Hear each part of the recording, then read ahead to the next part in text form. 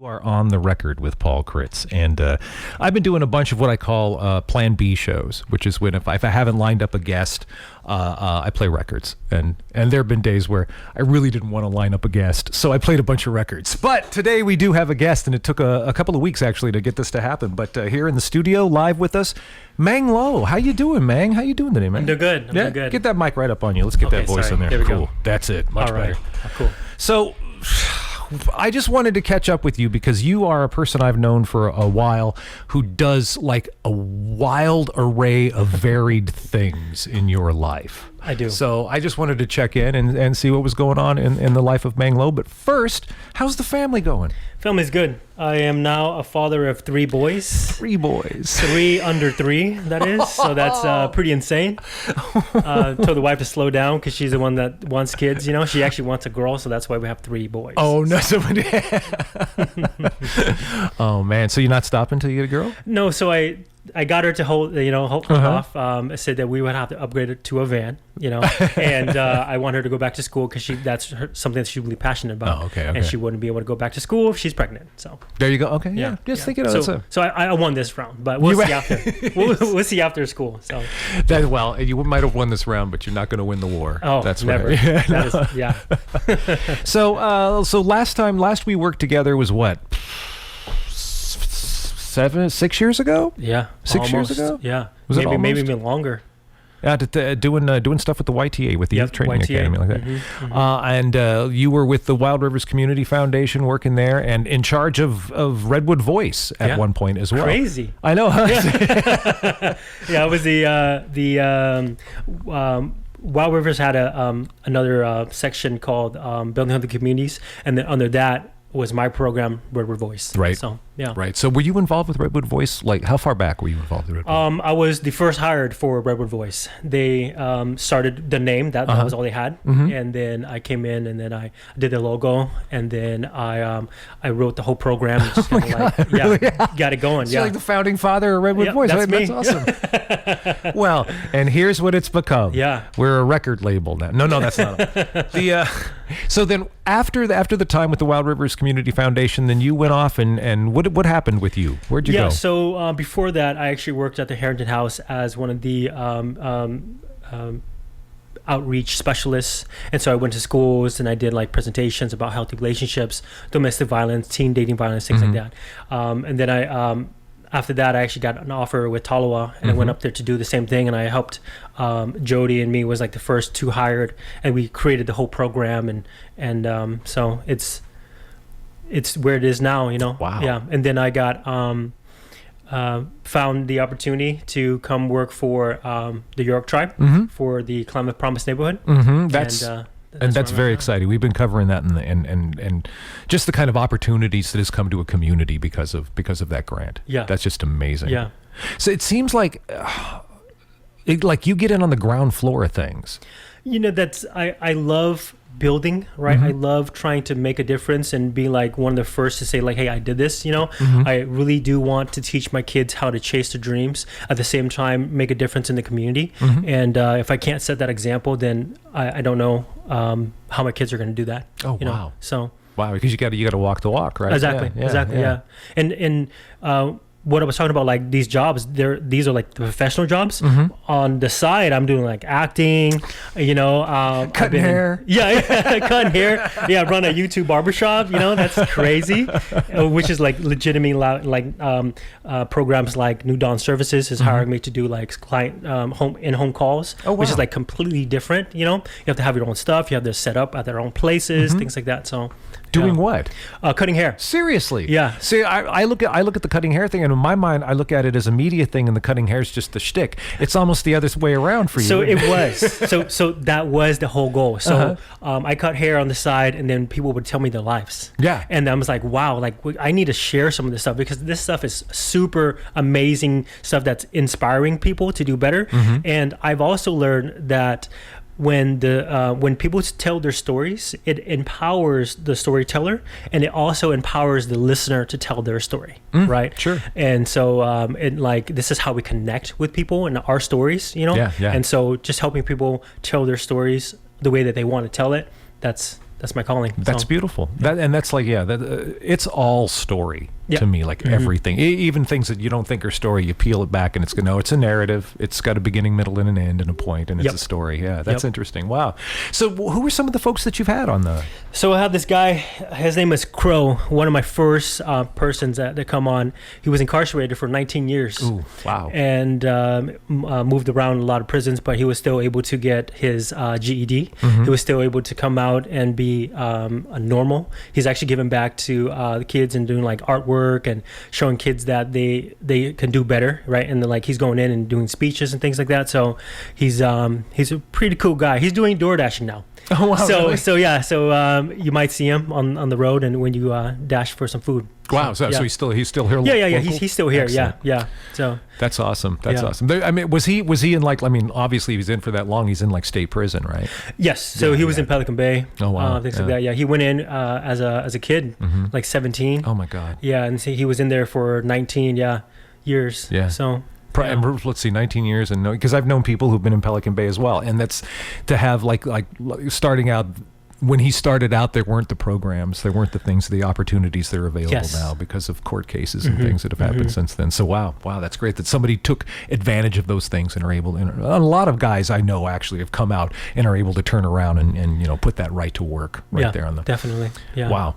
So I know Shane McCullough, friend of K-Fug, has been on Yes. been on the getting his hair cut. There wasn't much work to do for him. No, he just wanted something really simple. I was trying to get some more time with him. So I was like, hey, suggesting this and that, but he's like, just a 2 everywhere. It's like, oh, okay, that's gonna be pretty quick. Oh man, you got to get some manual clippers or something. Yeah, scissors. I was gonna go clippers the whole time. Yeah, so That's amazing thing. That's amazing thing to talk to, and so that's still an ongoing thing.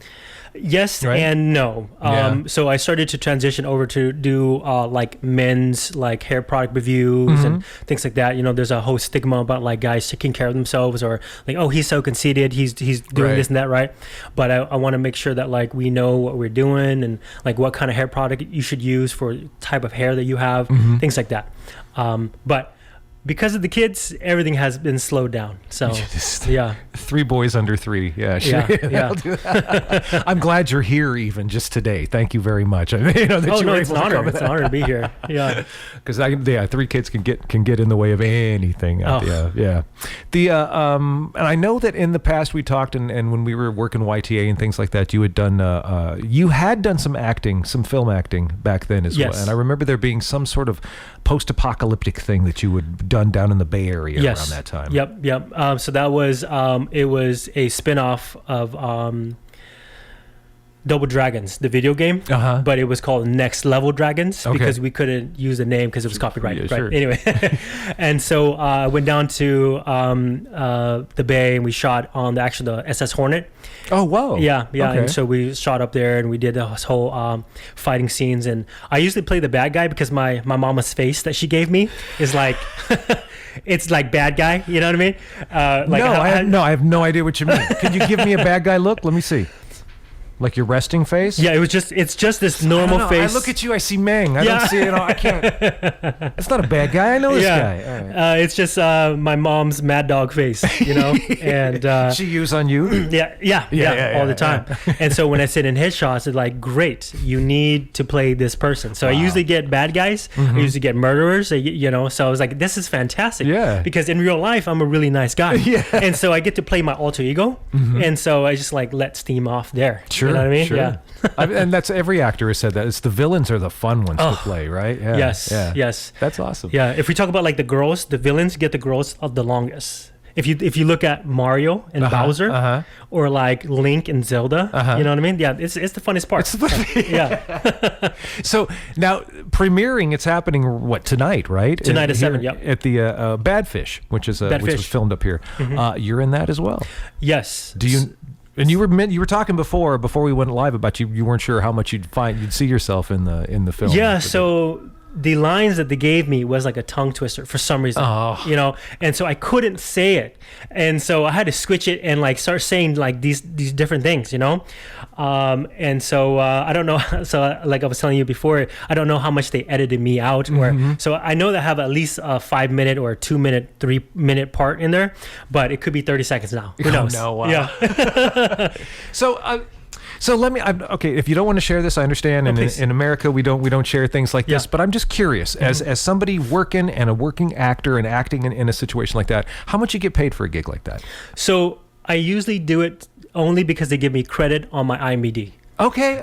Yeah. So working just for the line on the thing. Okay. A lot of people. So I'm actually been casted in this BC project with Warner Brothers. They're filming down in Humboldt on the 30th, actually. Oh wow! And it's really hush hush. They won't send you like anything. I just got my my fitting address. Like they sent me a map instead of like the address. They sent me a map, right? Oh, whoa. Yeah. And then they're now like, you're sure this is above board, right? You're not. It's not. You know. Yeah. And you're so gonna end up trimming or something. Right. It's like, oh, here's some scissors. Yeah. Yeah. And so it's just like really depends. So if I really like the person, or if I really like the character that I'm going to be playing, okay, I'll do it for free. It's like, give me a place to stay, give me some food, and I'll do it. Okay. You know? Right. I've actually been in this documentary called Shepherds of Cat Island. And it's based on a true story. We shot this in Napa, and we all had a camp in our cars. It was pretty crazy. Whoa. So Shepherds of Cat Island was a CIA secret document that just been declassified not too long ago. But this was the time of the Japanese Americans when they were like in these concentration camps, right? And the Nisei soldiers, some of them volunteered for this program on Cat Island. And the scientist said, I can smell that they smell different, and so I'm pretty sure dogs can too, because they have a better sniffer, you know. And so he trained dogs to bite the Japanese soldiers, and they were actually going to release 40,000 dogs on Japan. True story. To just go bite Japanese people? Just to like wipe them out before the American soldiers come, right? And so what happened was the Japanese soldiers started training the dogs and become friends with the dogs, right? So they're all friends now. And so they're not biting no Japanese American no more, but they're biting the white people because they're not working with the dogs. And so what happened was that the day of the showing, like, show us what you're doing, these CIA agents come by, and then the dogs bite them. And so they said, this is a bus, and they locked up the file that this never happened. And then this is all true? All true. Oh my yeah. God, I've never heard of anything like this. And it's crazy because they're shepherds, but on an island called Cat Island. So it's called the Shepherds of Cat Island. That's great. Yeah. Wow. So has that been released? It has. So it's a 30-minute short film.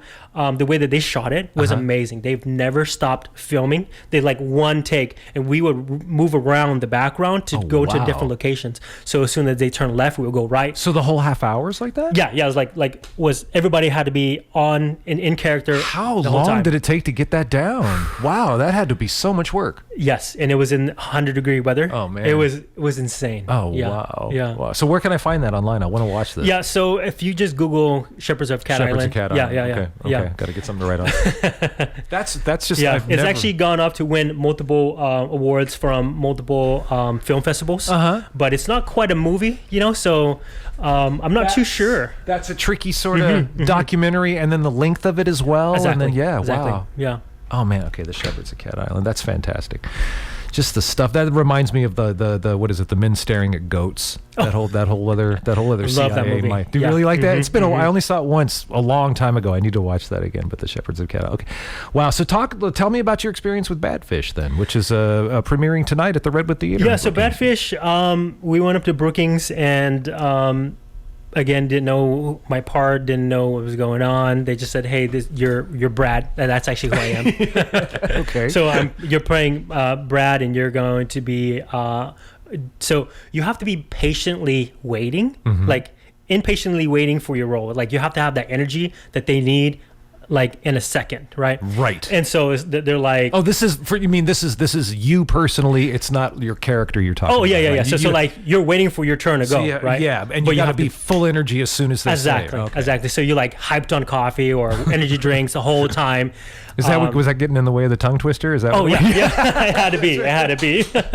But then I didn't know my character or what I was playing until the day of, and it usually is because the actors change or like they change something about the movie, and so you have to change along with it. So is that your experience on productions? I mean, I assume these productions have all been about the same kind of size that you've encountered. Yes. So the majority of them have been low budget films. And Bad Fish is actually one of them too. And I mean that's awesome. That makes them more interesting to me.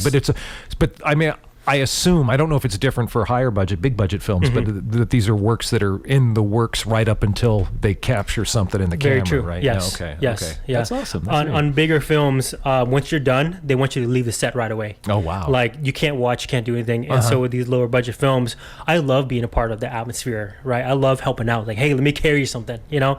And so with these movies like Bad Fish, I just talked to the cast and the crew and things like that while they're filming other scenes. And so yeah, that's awesome. You can kind of become part of the process in that regard. Yeah. I don't think if I did that, I would have got actual tickets to go to the premiere because 30 seconds, So yeah, they're all going, all right, Meng gets tickets, man, you bet. Yeah. That's awesome. So have you lined up babysitting for tonight? Is that what? Yes. So my mom's coming over. Yeah. All right. That's just all the different things that you have done. That's just amazing to me. But huge thing, this Promise Neighborhood Grant, the program that's going on, the $30 million that came to the Yurok tribe, the community of Klamath, and I guess really through all of that for all of Del Norte, because Correct. It seems like that's kind of what the Yuroks are planning to do, is just kind of, it's a rising tide that's going to lift everybody's boat in the community. Talk about the work you're doing with them. Yeah. So the Promise Neighborhood initiative is something that so it is held by the Yurok tribe, but so the Yurok tribe is usually based. They usually help just Yurok tribe citizens or descendants, right? And so this is something new for them as well. And so when we were looking for who was going to hold this money, they actually looked at the school district. They looked at RHS, but they're not the same no more. Wait. What do you mean? They're not the same as what? As they used to be? Yes. Yeah, yes. Okay, so they used to be the monopoly, right? Like they controlled and they did so much in the community, right? At one point, I remember having a conversation with Tim Hune about Redwood Voice when he was with RHS. Like Redwood Voice was kind of folded into all of that now. So how's it changed? For Redwood Voice. I mean, not Redwood Voice. Gotcha. RHS. So there was a few lawsuits, right? But then after that, I think they just kind of like slowed down. They only do a few things anymore. Okay. So like they had the workforce center with them too. Right. Harrington House and all this. I think they're all separate now. Okay, so, gotcha. So I was just saying they that just kind of the broke smaller up that whole organizational thing. Okay, all right. Yeah. I'm sorry, I don't mean to make you answer questions. Oh, about no, people you no. don't work for. Yeah. But, but I did work for. You did, right? Yes, Yeah, that's true. Yes. Okay. Yeah.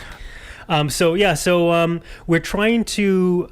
So the idea of it is really new. The community, the whole idea and the concept of Promise Neighborhood and wanting to build and trying to get everybody in one space is new. So there's been a few pushbacks and things like that. But other than that, I think that it's something that we need and something that's going to be really long term.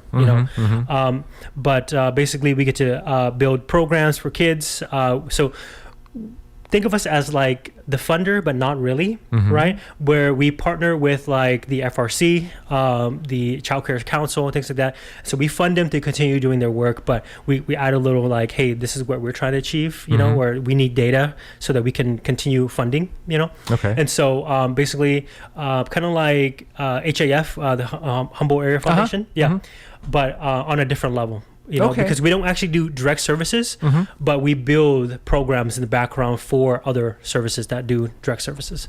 That seems like just a smart way to spend money too. If you've got other people in the community already doing these things, and that you can support them and get what you need from them, that's fantastic. So building healthy communities, this is 2.0. Okay. Yeah. So they built the whole grant, and then they wrote the whole the program based off of what we done back 10 years ago. Wow. Right? Yeah. And so it is 2.0, but it's not affiliated with that. We just took a lot of like the READ 23 and we took that and we're now funneling it into the Promise Neighborhood initiative. So yeah. So has that approach been like a Del Norte thing, or do you know that the other places? I mean, how many there were? 4 other sites that had or entities that had received grants, Promise Neighborhood grants. I'm trying to remember from the news coverage from last year. Whenever. Yeah. So Promise Neighborhood is right now funding about 12. 12. Okay, 12. Okay. 8 or 12. I think we have some that we're still working on, like Redwood Rides, things like that. No. I meant other Promise Neighborhood grant not what you guys. Not what you guys. Gotcha. Yes. So like Mission from San Francisco.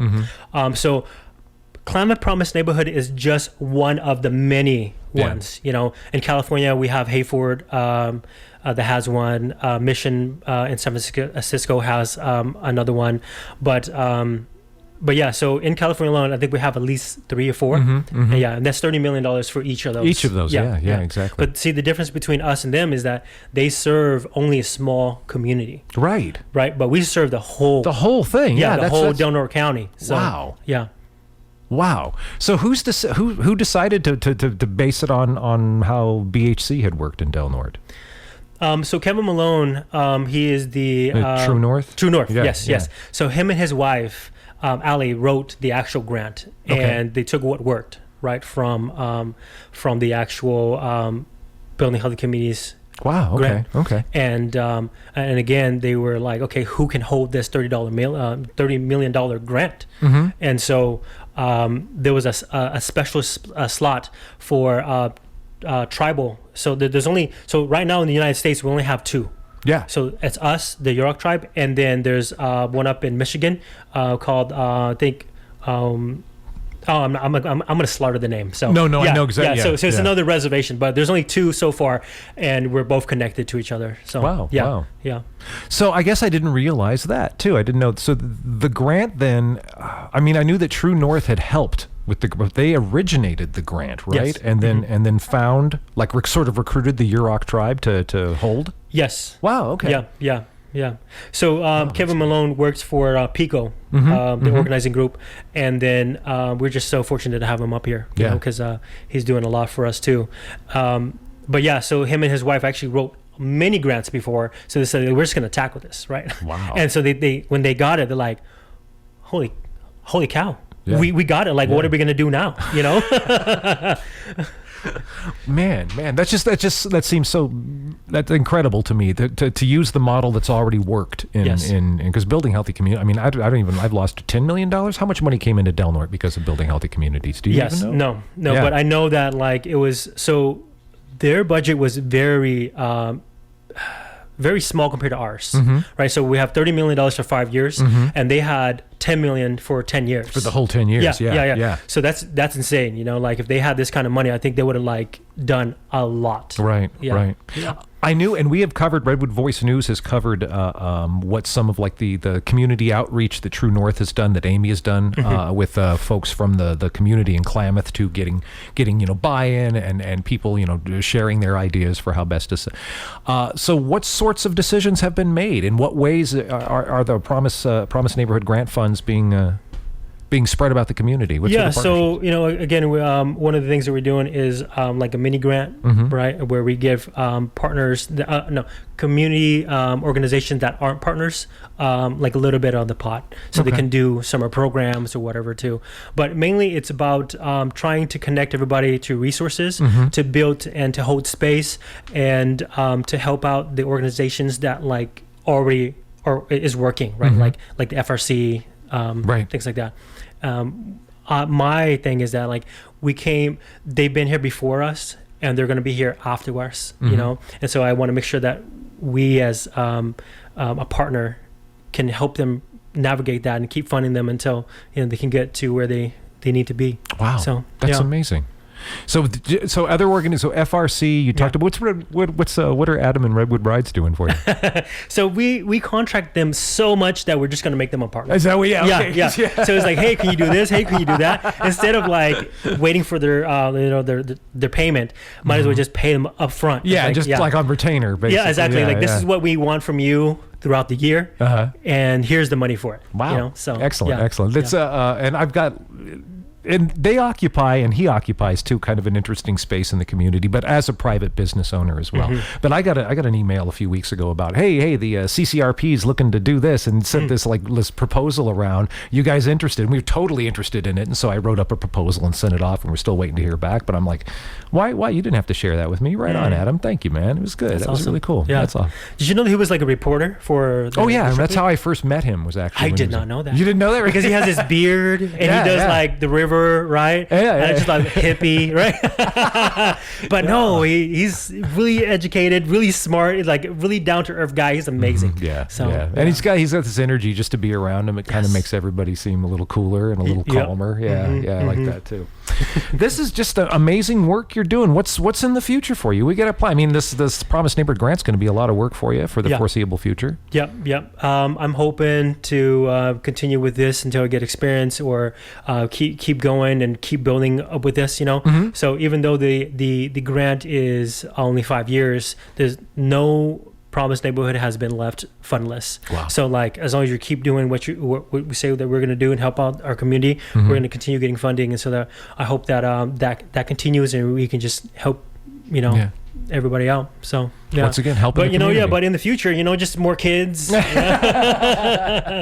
acting gigs, things like that. So Is there anything on the horizon acting wise for you? Yeah. So I got casted as I'm sorry, go on. You had mentioned something that you were cast on. Yeah. So I was casted on the BC project that they're filming in the Humboldt area, and this is like really big. Yeah. Like we talk about like low budget. This is like Hollywood, really multi-million, hundreds of millions of dollars. They don't want people knowing, huh? Yeah. But we do know that Leonardo DiCaprio is starring in this. Oh. And it's by Warner Brothers. Okay. And forget the director's name, but pretty big people. Wow. So, I thought I'd seen some cryptic things about Leo being seen around Humboldt County. Yeah. Okay. Yeah, all right. Cool. Wow. Well, super excited for you, man. Is there anything you want to mention before we wrap up? Anything you want to say that didn't get said? If you go to YouTube and you look up Meng Lo, like and subscribe. like and subscribe. So I haven't done much, but I'm hoping to get back to it. It's Meng's Barbershop Talk Show. If you guys want to go and check me out, I'm on YouTube, or you can Google me on Google, and you can see all the movies and things like that I've been in. So, right, so, and you've got an IMBD page, right? That's right. Yeah. All right, Meng Lo, thank you very much, man. I'm looking forward to Redwood Voice and working with the Promised Neighborhood grant program. Likewise. And anything we can do. Yep. Right on. Sounds good. All right, we've recorded this. We'll get this posted and share it around online, so you can continue to catch up with Meng Lo at your leisure at KFUG Radio's YouTube channel. That's where we park this stuff for now. All right, Meng, thank you again. Yeah, thank you. All right, hey, we're gonna get back into some other sounds here, and I've got some vinyl lined up right around.